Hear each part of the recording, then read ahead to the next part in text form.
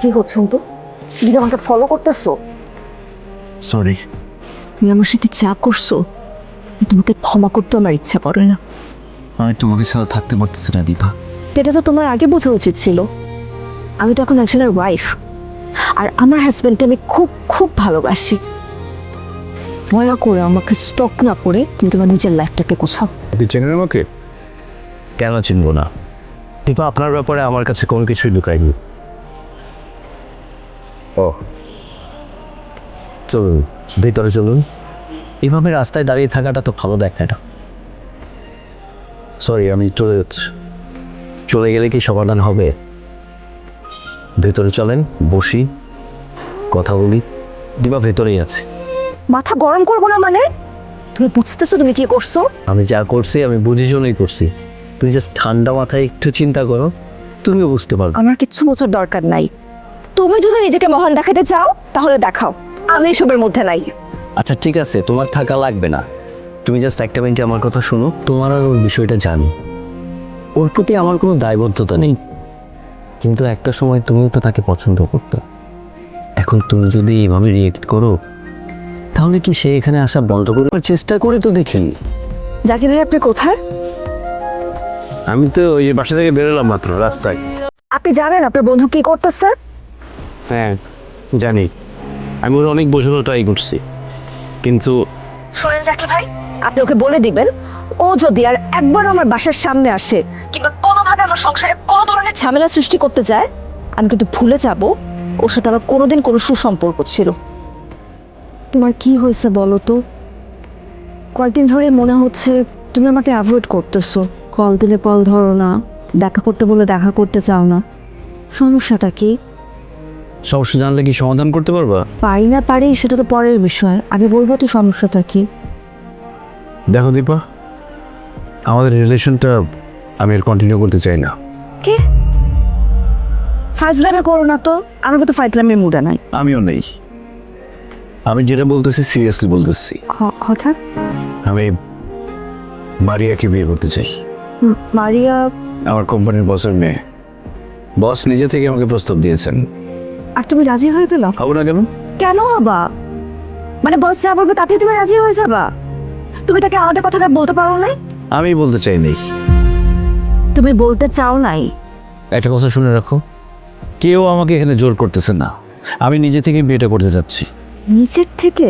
তাহলে এতদিন আমার সাথে যা ছিল এগুলো সব মিথ্যা? জানি না। তুমি জানো না? অন্ত প্লিজ প্লিজ তুমি আমাকে বলো যে তুমি এতক্ষণ যা বলতেছো আমাকে সেগুলো ফান করে বলতেছো। আমি যা বলছি সব সিরিয়াসলি বলছি। অন্ত দরজা খুলো। অন্ত আমার সাথে কেন এমন করতেছো? কথা বলো অন্ত। আমি বসবো না, তুমি হ্যাঁ অথবা না বলো। দেখো দীপা, তোমাকে দেখেই বোঝা যাচ্ছে তুমি এখন যা বলছো তা কিন্তু চোখের মধ্যে বলছো। হয়তো তোমার বয়ফ্রেন্ডের সাথে তোমার রাগারাগি হয়েছে, তাই তুমি এখন এইসব কথা বলতেছো। আর আমি যা বলছি আমি তা ভেবেচিন্তেই বলছি।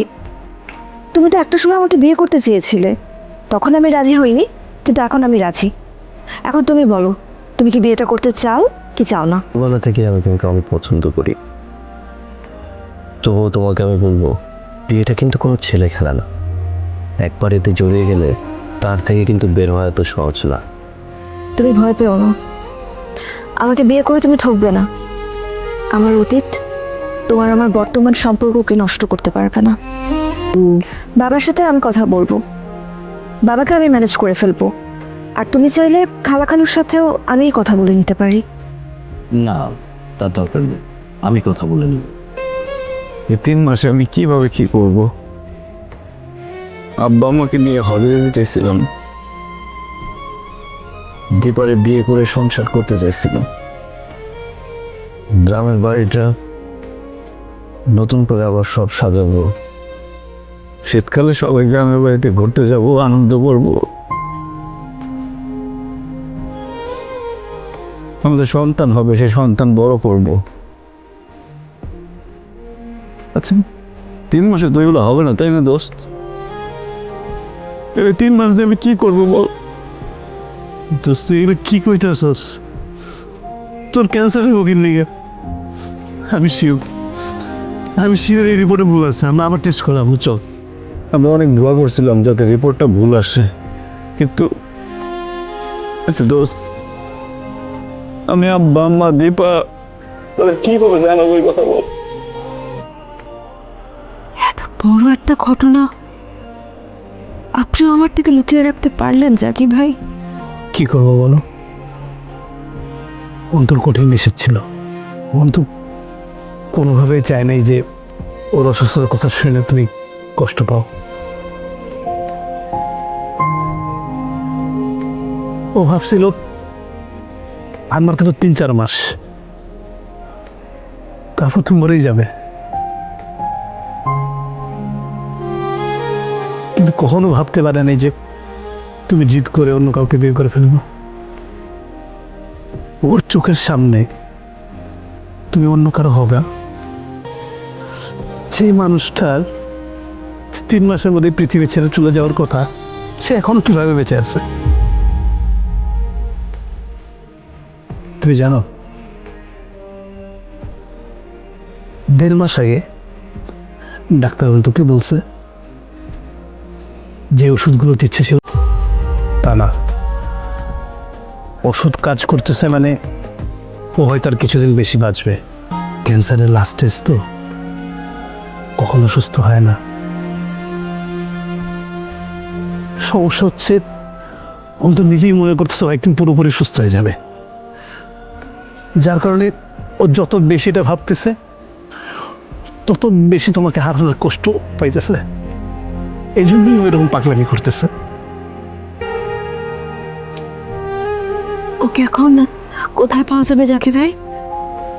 কোথায় আবার? যেখানে প্রায় তোমাকে নিয়ে যেত, ও এখন সারাদিন সেখানেই পড়ে থাকে। আমি এখন যাই জাকি ভাই, অন্তর আমাকে খুব দরকার। একটু দ্রুত চালান না রানা ভাই। লাইক কমেন্ট শেয়ার করে চ্যানেলটি সাবস্ক্রাইব করুন আর সেই সাথে এই ভিডিও সম্পর্কে আপনার মূল্যবান মতামত জানাতে ভুলবেন না। কিন্তু ধন্যবাদ।